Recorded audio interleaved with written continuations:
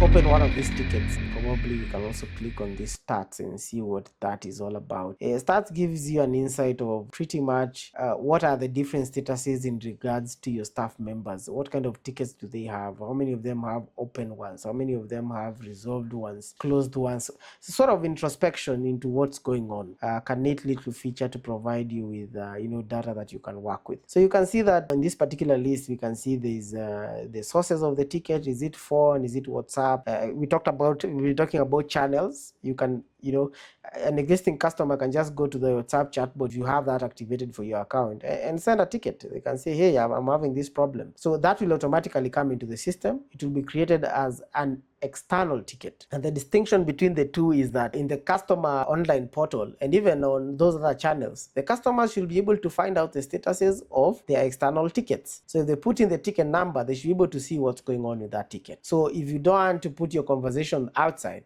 make sure that the ticket is internal. Even those external tickets, you can convert them into internal ones, and the only thing they can be able to see is probably the status. Is it open? Is it closed? Is it resolved? So on and so forth. We also order the tickets in priority, high, neutral, depending on what categories you set on them. You can be able to set the priority on the category. When you look at that in a minute, you'll be able to see that can be done. So let's open one of these tickets here, an internal one about extension for a particular service account. So let's just open that and see what we have.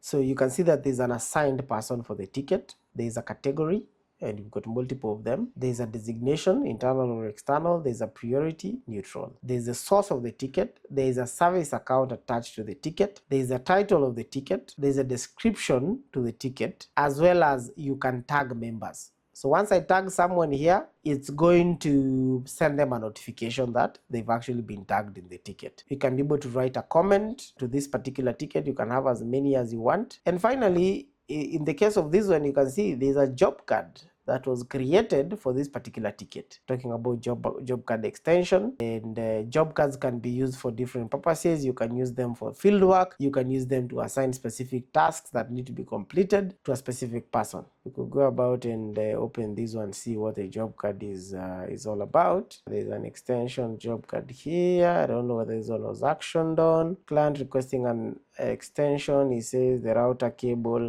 and cable kindly issue support. Okay, so it's morphed into a whole other issue, and you can always circle back using the ticket reference. We'll cover these in detail in the job card, but that is what you actually have inside a ticket. In terms of multimedia, you can attach media here, you can attach documents, and you can also attach images in the same area where you comment. You can be able to comment on them, and each one of these people that have been tagged, they can action on the ticket. The only person that can close it is the person that was assigned, but anyone that has been tagged, they can comment on it. If you're not tagged, you can't be able to action on that particular ticket. You can't do anything. But if you're tagged, you can contribute, you can comment, you can upload images, you can upload documents. So let me just click on categories to show what is available in terms of ticket categories, and you can be able to see that we've got a bunch of them. You create these ones for yourself, you set a priority on it, put a title and a description, and that's about it.